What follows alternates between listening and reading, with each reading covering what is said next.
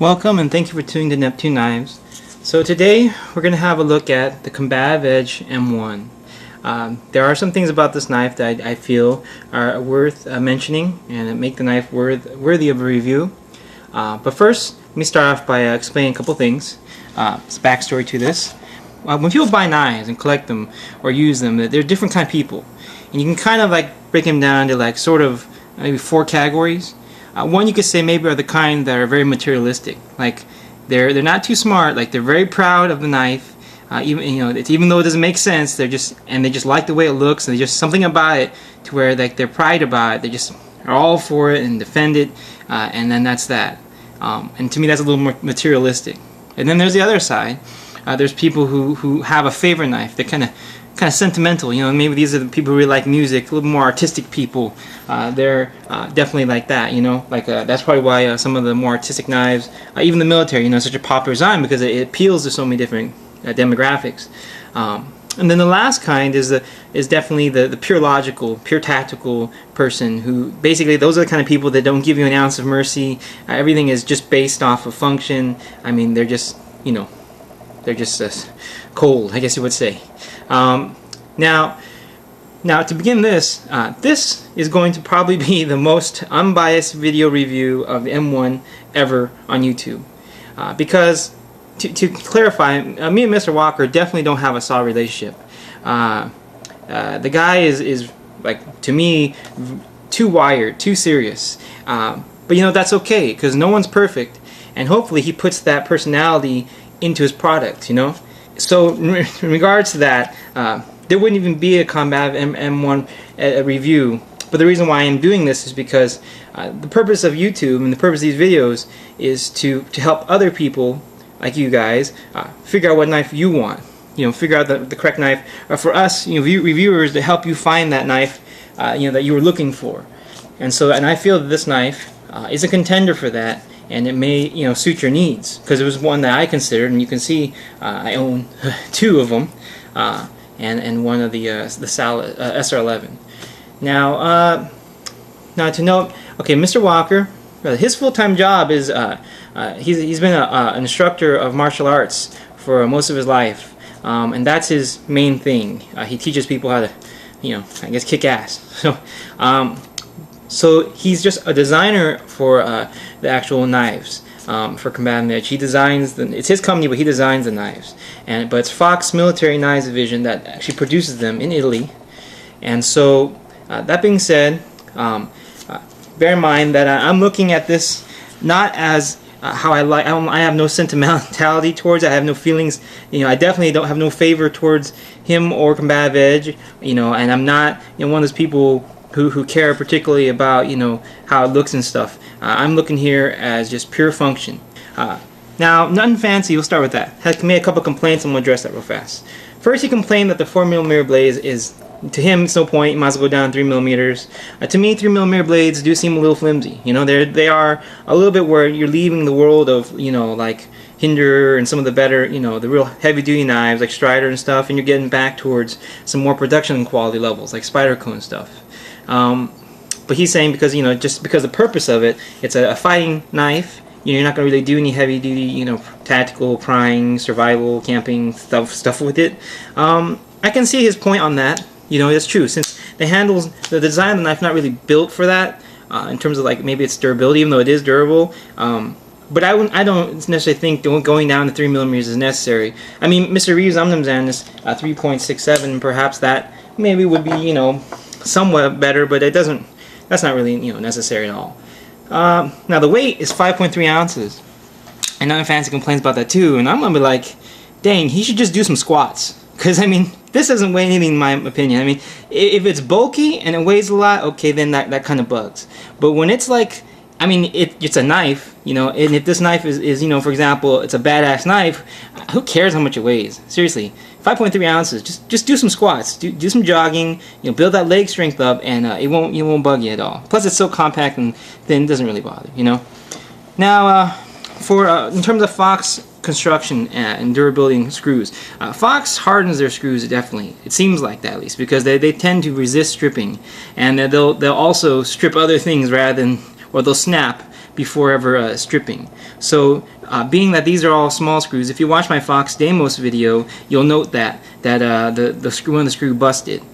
Now the construction of this is basically G10, an aluminum backspacer, titanium, all gun-coated screws or whatever this coating is, which is good because that's tactical, less maintenance, no rust, right? That's done right. Aluminum is very corrosion resistant, so you have titanium, which is corrosion resistant. Like basically, you don't have to worry about rust ever on titanium. And aluminum is practically there too. I think it's like rust-free also. So regardless, you never have to worry about rust. G10 of course won't rust. So there's no points of rust in this knife design, which is great. The screws screw directly into the aluminum spacer. Now, I'd asked Mr. Walker what kind of aluminum it is. He did not specify, and like I said, it's tough. You know, it may not be his fault. I mean, it's sort of, you know, could be production costs. It could be just you know, it could be metallurgy. You know, it's complicated stuff. The point is, depending on the quality, aluminum can reach really high Rockwell hardness, like Rockwell hardness beyond knives. So we're talking like some of those, you know, street light posts are aluminum. You know, so what is the hardness of this? Well, okay, so I did this by accident. Well, I was just curious too, you know. So I took one of the screws, and it's actually this one back here. Now to know, you know, it sucks. This is my knife. I'm like, oh man, I messed that up. But just so you guys know, in terms of this, you see, watch, I can just keep spinning. Okay, so basically the screw has stripped the inside of the aluminum. Now when you get the knife, in all fairness, just like a military that screws into a backspacer with little screws, you know, it's kind of sort of the screws are very lightly screwed on, and I didn't like particularly like, you know, ridiculously screwed down, but I just want to see. I mean, so I would suggest that, yeah, it's aluminum, which I'll show in a second because I actually cut the spacer just to reveal the aluminum in it, just to make sure. I mean, you screw it down and you'll feel resistance, but that's pretty much where you stop. You know, I've had this happen on the Booker Cox video. If you watch, it's just when small screws screw into something metal, depending on the quality of the metal, 10 times, or so far, mostly the screw will strip the threading out of the thing it's screwing into. But bear in mind that spot to me doesn't really matter anyway, because if you look at the military, most of the important aspects of holding it together up here anyway, so I don't really care. Plus there's this 4th screw, so it has 4 screws holding it down the row, kind of, you know, which is kind of cool, you know, compared to military 3, but the military has that spacer, and so they kind of equal out, you know. So regardless, that's the screw quality. Steel quality, N690 CO is, according to Wikipedia, stain proof. So stain proof. Main thing is just definitely more corrosion resistant than what you're used to, so it's really good for outdoor use. If you watch the Fox Deimos video again, that's all their Fox knives are with that N690 CO steel, and like I said, it didn't, with that knife, it didn't roll, it didn't chip. I mean, it held the edge after all that stuff I did to it. I could still cut some paper. Yes, it is easy to sharpen. It is, to me, one of the premier steels. I mean, I like N690 CO a lot. Not to be confused with N690 BO, which is not as cool. But regardless, the N690 CO steel, you know, that's the thing that made it appeal to me, was that for the price, you know, which I'm going to explain because, you know, hey, if he wants to, you know, it's a business, you know, I'm not going to ruin it for business owners, but regardless, the price of it is very fair to what's out in the market to get G10 titanium, which to me is not really what makes it worth it. It's the steel. You're getting that for that price range, and 4mm blade, that really is a little bit unheard of, you know. So it definitely has a value in terms of competing to other things. Now, now in terms of, like, let's see, the overall build, definitely it's solid. We'll go on to now deployment. Okay, so the flipper is a kind of, you know what it is? It's the bulk of the blade. The blade is so big that it's not really easy to, unless you're like going with gravity, like gravity's helping it, like by putting it down. The flipper doesn't really do much. I mean, it doesn't ever go all the way. I mean, let's just loosen it to the point of blade play. So, but to me that's irrelevant. I mean, it's kind of a straightforward knife. That I'll get right off the bat. It's a straightforward knife. You know, thumb lugs kind of close to the handle, so you pretty much just, you know, use your thumb. Can you use your pointing finger? You know, you can. You know, it's good. I mean, I don't really mess with the flipper because, like I said, just if you just use the thumb lug. And I knew this one kid. He's crazy, you know, really like steroid up or something. But he was into knife fighting, and he'd been training for a long time.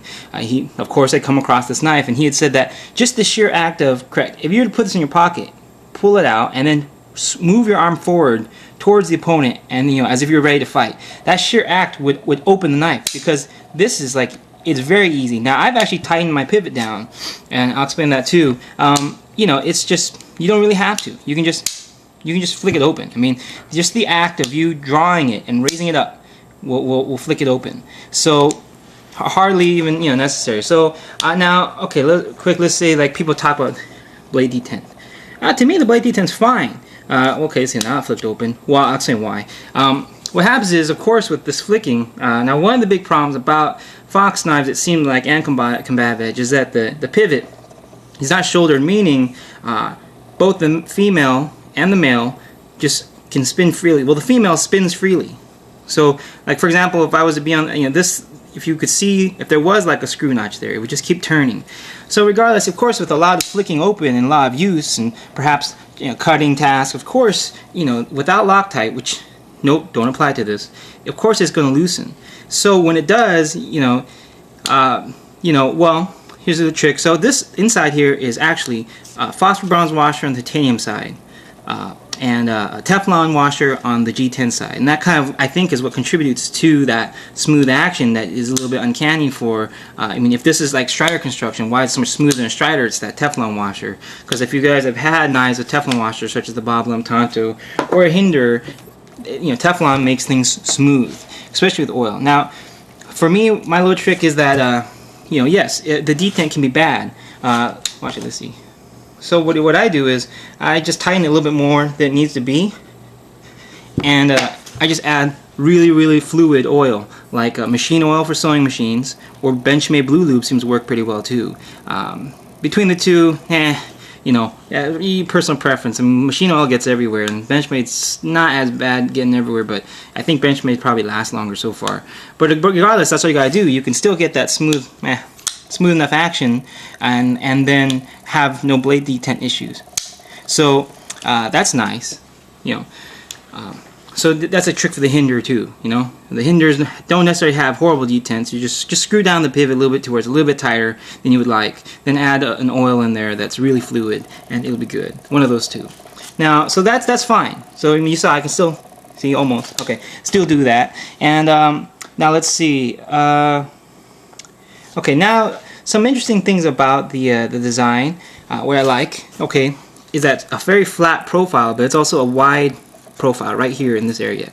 And what makes that good is that when it's in your pocket, and you clip it in your pocket, whether tip up or tip down, okay, it like lays against your leg, and because of that, it doesn't turn over. And if you know what I'm talking about, if you ever like had it, especially depending on how your pants are, girl pants, this doesn't happen, you ever had your knife in your pocket and it could get flipped over like that, or rolled over like that. And that could definitely affect your, if in that situation you need to quickly deploy it, that'll affect it, because now you're like, what the hell happened to my knife? Why is it So regardless, that is good. That is good.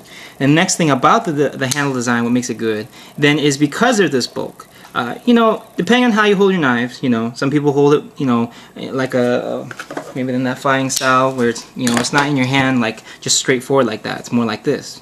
Regardless of how you do this one, the thing is, it seems to be more meant for just the straightforward, like just straight up and down your hand kind of grip like that. What's nice is most knives, they fail on this just because you have that soft fleshy part here. The knife can move a lot in that area. But because the bulk of it is up here, that doesn't happen as much. That actually doesn't really happen very much at all. Now, in terms of like ergonomics and stuff, who really cares? It's got a finger guard. I mean, you're fine. It's not, your hand's not gonna slide up the blade. If you were to pull it out of your pocket, and you were to hold it back here and then flick it open, right? And you see how I'm like holding this very far rear part, okay? Thankfully, because of that shape, you can see it, how it keeps growing in width up here. If you hold it back here, you still have, again, that kind of resistance from sliding up because of that, which is good. So again, that's done pretty nice. The titanium side, and when your hands are wet, combined with the pocket clip, suck. It's hard. Your hand will just slide on the pocket clip. It's like practically useless, and especially if this is against your palm, this will just slide all over the place. And that's one of the things that, jimping wise, okay, they put it here, that's nice. Here, here, okay, but they missed back here, which is common. Why I chose to go that route, I don't know, personal preference, I guess. I'm not sure. Maybe cost. You know, you look at this part, and that's just for your pinky pretty much, and that's not really, you know, to me, you know,